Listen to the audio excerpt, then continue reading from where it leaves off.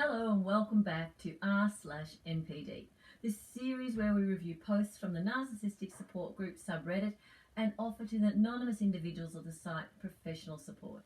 I'm Sophia Vandermeer, published author, NLP practitioner and cognitive behavioural specialist. So without further ado, let's jump into it. How does everyone here feel about humanistic approach to psychology? Do you think a methodology form based on this approach will be effective in treating NPD? In response to the OP, I would like to first say that each person is an individual and each methodology will therefore have varying results.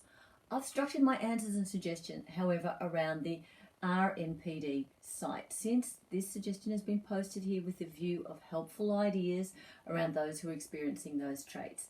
I am in no way diagnosing, merely offering help in ways to facilitate change.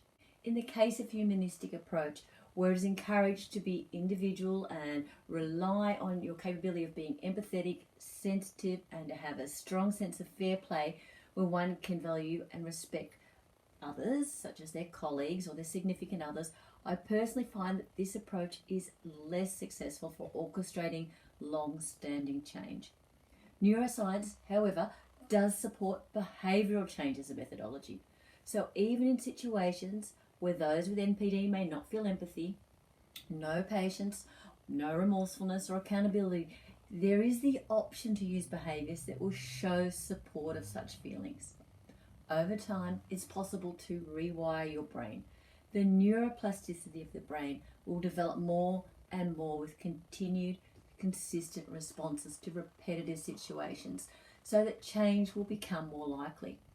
For example, if you feel that someone is overreacting and you don't really care for their situation or their responses, you may feel that you are indeed not accountable in any way and may even feel that you're entitled to a different response from this person.